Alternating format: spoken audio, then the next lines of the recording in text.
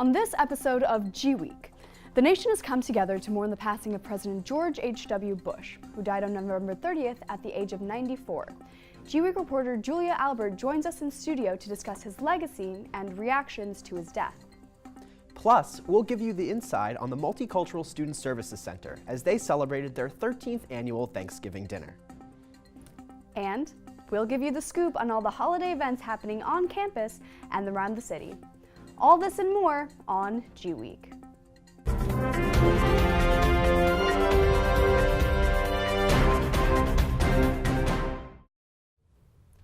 Welcome to the show. I'm Vruti Venkatesan. And I'm Ethan Evers. Here at GWeek, we mourn the loss of President George H.W. Bush, our nation's 41st president, who recently passed away at his home in Houston. Joining us in the studio is reporter Julia Albert to discuss his legacy. Thanks for joining us, Julia. Thanks for having me. George H.W. Bush, the 41st President of the United States, passed away at the age of 94 on November 30th. Family and friends remember Bush for his humor and leadership throughout his personal life and political career. Bush served as president in the late 80s and early 90s, as vice president under Ronald Reagan, as a United Nations ambassador, and even as the director of the CIA for a short stint. He is known for his navigation of foreign policy challenges during the fall of communism in Europe and his plan for national security. Current and retired politicians, thousands of civilians, and more paid their respects to Bush here in D.C. during a 4-day funeral tribute ending in a private funeral at the National Cathedral. He was laid to rest Thursday near his home in Houston at Texas A&M next to his wife Barbara, who passed a few months ago. I went to the White House this week to talk to the public about their memories of the fallen president. So as you may know, George H.W. Bush recently passed away. How do you think that he's remembered here in the United States? Okay. I think that he's remembered. The thing that came across to me the most strongest was that he was a selfless man, and he was the last of a generation of people that really served, and he always gave credit to other people and acknowledged his mistakes. And I think that's a really awesome quality in a politician and a person. People passing by the White House remember Bush for his life of service to our country, first in the Navy and then in the government. They were impressed by his leadership in the face of scrutiny and feel that he left a positive, long-lasting legacy. I think he'll be remembered with fondness and as a decent person who really wanted the best for our country. Those who viewed the funeral coverage were touched by the kind words spoken by politicians on both sides of the political aisle, as well as his son, 43rd President George W. Bush. I think he was a great president and people really respect him. The overall consensus was that the former president was laid to rest with respect and will be sorely missed. GWTV mourns the loss of our 41st president, and our thoughts and prayers are with the Bush family. Here for GWeek, I'm Julia Albert. It was very interesting getting to speak with people over by the White House and to learn about his political career and how he was so well respected by people on both sides of the political spectrum. I thought that was really special to see, especially in today's political climate. Yeah, and while he didn't have a spotless record, I mean, no president, no political servants ever really had a spotless record. It was really nice to see people from both sides of the aisle come together and celebrate his life and celebrate who he was and his legacy. Absolutely, and at his funeral, you could tell that he was really respected by everybody. Like, he was someone that everyone really enjoyed his presence and his company and his leadership. Like, in the front row, you could see three past presidents. You could see Obama and Bush and Clinton, and even Carter was actually there. Support. Yeah, so people from Republicans and Democratic parties really could see that they both respected him.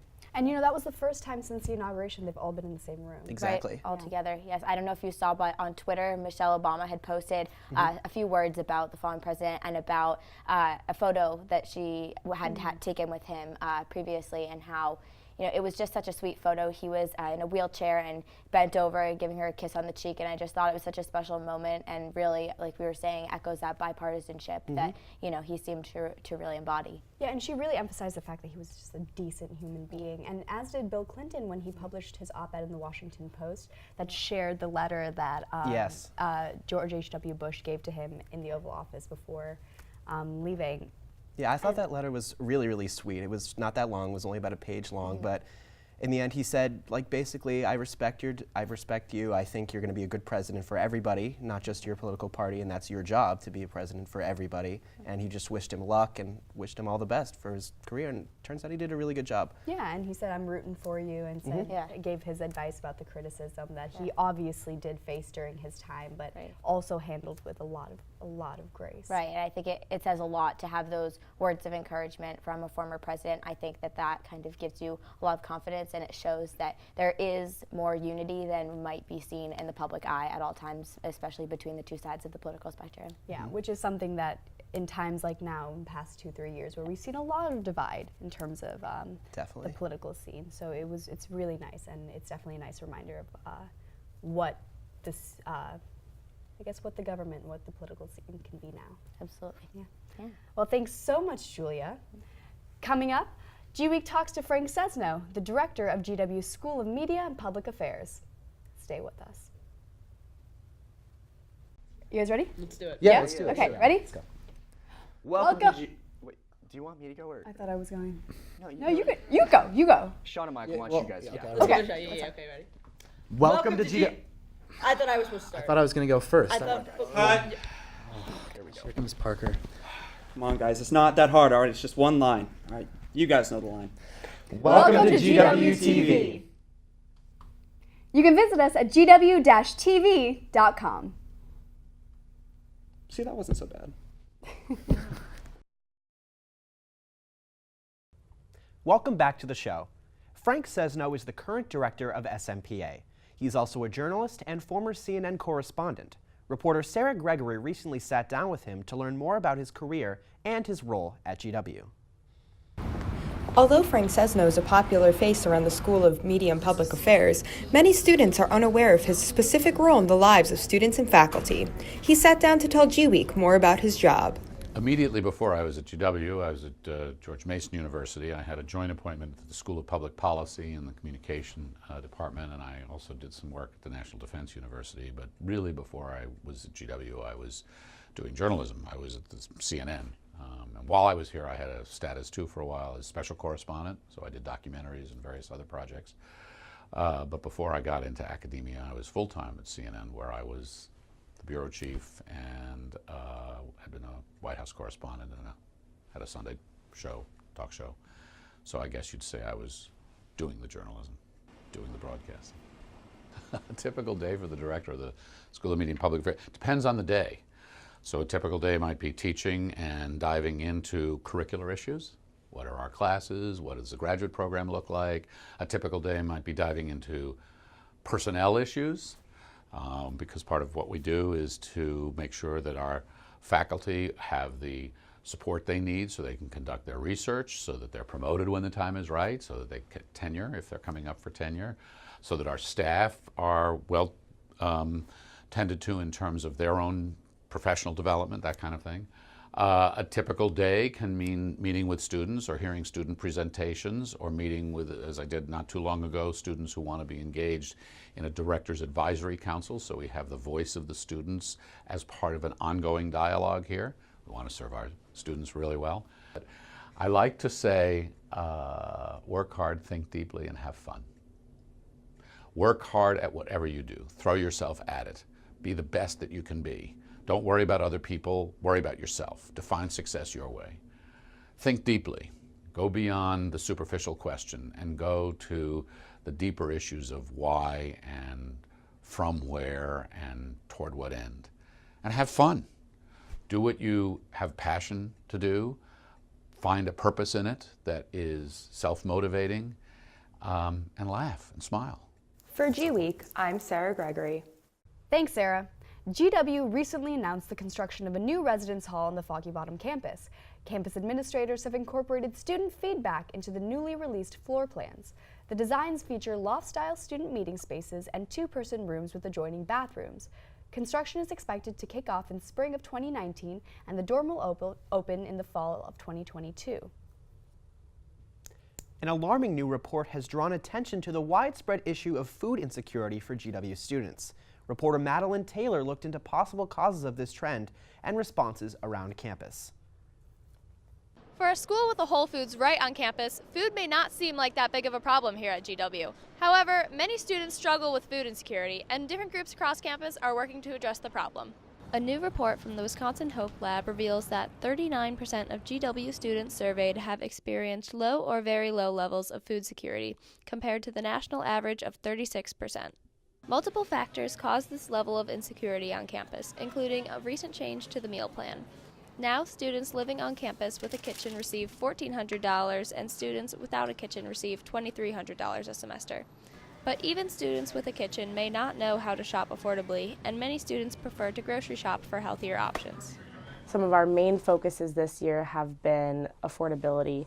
How do we make it so students are sufficiently fed? That's why GW has started piloting a new Supermarket Sundays program. If GW students come to our Supermarket Sunday events, they can spend $40 on food at Whole Foods and get $10 back onto their GWorld. Other student-run efforts have emerged in recent years, including The Store. The Store is a student-run food pantry here on campus designed to help students who maybe are having difficulty providing enough food for themselves, whether that be on their meal plan or if they live off campus and don't have a meal plan. We're here as sort of a resource for them. Over 850 people utilize The Store, including students and faculty. Despite these efforts, it is likely that the university will continue to struggle with this issue. It's a combination of sort of structural factors that make dining here at GW very difficult. But I think, there's more information, more things that we could be doing.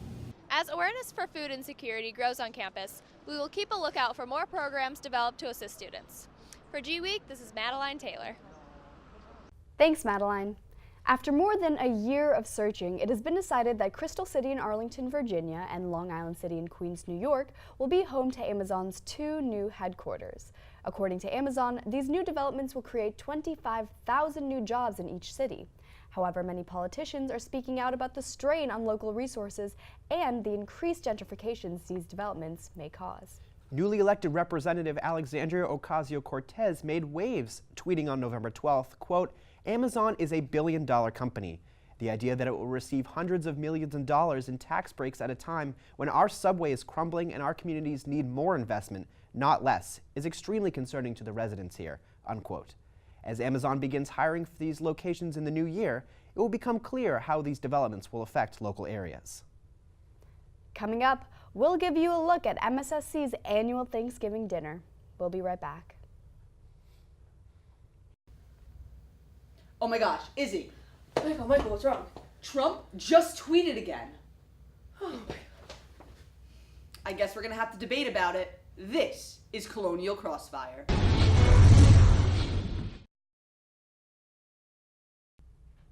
Welcome back. Former presidential candidate Bernie Sanders visited Lisner Auditorium on November 27th to discuss his new book, Where We Go From Here. Elizabeth Dewey sat in on the conversation. Take a look. We're here at Lisner Auditorium, where Bernie Sanders will be speaking about his new book, Where We Go From Here. What do you hope to hear about tonight in the discussion? So one thing that I know Senator Sanders is very big on is Medicare for All policy, in which a single-payer program in which the government is mainly responsible for providing health care to every citizen as a right. And I'm not too familiar with the concept. I've had minimal experience reading about it, so I'd like to hear more what he has to say about it, and hopefully I'll come away being more knowledgeable about it. He is doing what no president in my memory has ever done, and that is quite intentionally for cheap political gain. He is trying to divide the American people. Our job was exactly the opposite. Our job is to bring the American people together, black and white and gay and straight and male and female. What were your thoughts on the Bernie Sanders discussion? I think he provided a lot of new, refreshing ideas, ideas that haven't been spoken about much because the nation right now has become so divisive and people are believing what the news agencies are saying, and those are very repetitive ideas. And these are discussions that do not actually provide solutions. These are discussions that only talk about the issues. But Bernie Sanders has provided solution to a lot of problems that the Americans are facing right now. That our task for the sake of our kids and our grandchildren was to stand up and fight back and take on this type of ugly reactionary politics. For GWTV, I'm Elizabeth Dewey. Thanks, Elizabeth. The world's major leaders recently gathered in Buenos Aires for the G20 summit from November 30th through December 1st. Major agreements involved important issues like immigration and the international monetary system.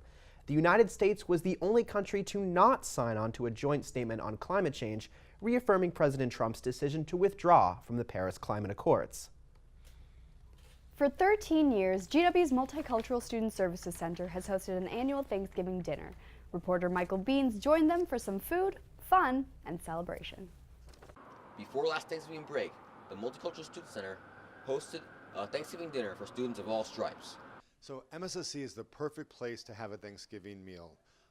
I think honestly, actually every day is like Thanksgiving here, where we welcome everyone. Everyone has a place at the table, and there's enough food to go around to make everyone feel satisfied and feel happy. And so MSSC is the perfect place for Thanksgiving. The Multicultural Student Center celebrated its 13th annual Thanksgiving dinner on November 20th to serve students who couldn't be home for the holiday. The theme and tradition for this dinner is about gratitude, about being thankful and grateful. That's all we ask, is that you take a minute and reflect on that today. Oh, it's fine. We look at Thanksgiving with a little bit of a twist and focus on the notion of giving thanks. That is, being thankful for things that we have and being grateful for the opportunities we have here at a place like GW and here in the MSSC. And so that's why we talked about gratitude at the very beginning of the program, just so that young people can take a minute and be thankful. The focus for us is really giving thanks for all the things and all the benefits we have. So what we wanted to do was to at least remind people that we're thinking about them. We're going to try to take a day and look out for them, serve them well, and hope that the good feelings associated with the MSSC Giving Thanks dinner helps them make their way through the next couple of days. We get an opportunity to provide some semblance of family that they may have if they can't make it home, if they're international students, or if it's just too far to go in such a short time. Food brings people together. It's part of all of our cultures, no matter where you're from. So it's a great common thread to build community around. Thanksgiving means really appreciating what you have in life, especially your friends and family. Despite the issues and stuff that we have going on in this world, we all can just come together and be as one. Time to, give thanks, but also to just get with people that you love and spend time together and just show your love and appreciation in that way. I hope you all had a wonderful Thanksgiving. This has been Michael Beans reporting for GWeek. Thanks, Michael. Looking for a way to brighten up this final season? Check out Georgetown Glow, an outdoor light show scattered around the neighborhood that celebrates local and international artists. The show runs until January 7th, 2019, from 5 to 10 p.m. nightly. Coming up, GWeek will take you around one of DC's most popular holiday spots, the Downtown Holiday Market. Stay tuned.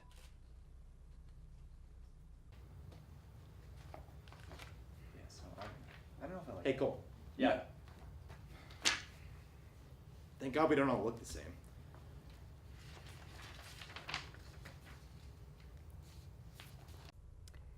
Thanksgiving has come and gone, and the city is in full holiday mode. Since 1964, the Speaker of the House has lit the Capitol Christmas tree to ring in the holiday season. Every year, a tree is chosen from a different national forest to decorate the west lawn of the U.S. Capitol. This year's tree made its journey from Willamette National Forest in Oregon to the District of Columbia. It was lit by Speaker Paul Ryan on December 6th. So do you have any fun holiday traditions like that? I do, actually. My mom and I, we always make a big pot of hot cocoa, your best store-bought hot cocoa, and we sit in front of the TV and watch Hallmark cheesy movies. Well, that sounds like fun. It's a ton of fun. What do you celebrate? Well, in addition to Christmas, I also celebrate Hanukkah, which is actually the subject of our next headline.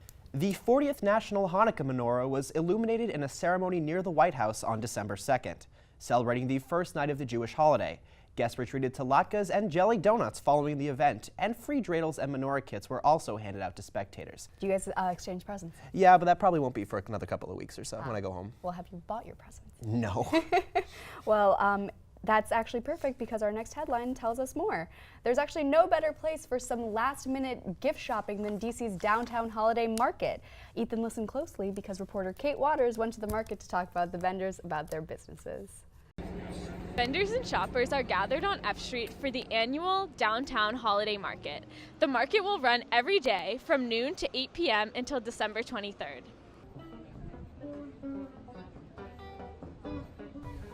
This market only has 64 tents, but 150 vendors rotate through the tents over the course of 4 weeks.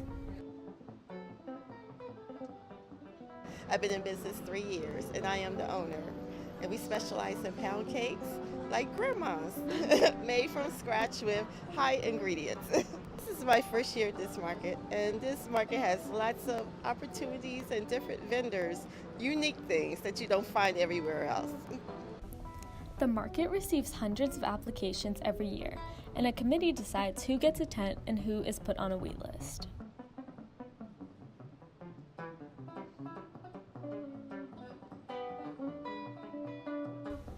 The products being sold at this market range from baked goods to clothing to art. So anything that we can kind of put something in front of you that you kind of recognize immediately, like a Captain America or like a Princess Leia, and mix that with a message that we really want to convey and something that's really important message-wise to here in the DC area. I think that's kind of the overall theme. I used to work in Chinatown, so I've been coming to the holiday market for probably a decade, but it's my first time ever working here.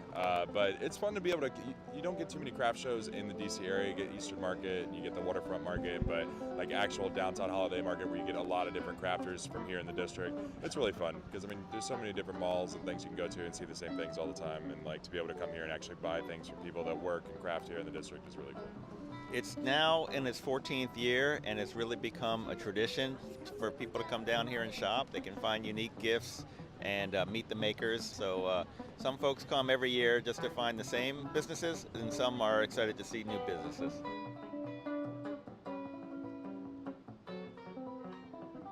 For GWeek, I'm Kate Waters. Looks fun, Kate. GW is celebrating the final week of the semester with a series of relaxing events for students to enjoy. Students kicked off the week with midnight breakfast in the Smith Center and free aromatherapy in Lerner. You won't want to miss another breakfast break, puppies, or massage chairs in the days to come. GW hopes that students can use these activities to de-stress in this final lap of the semester. For more information, check out the Colonial Health Center. Well, that's the end of our show. Until next time, make sure to check out GW TV on our website at www.gw-tv.com. And thanks for tuning in, GW. We'll see you around campus, and from all of us here at GW TV, Happy holidays.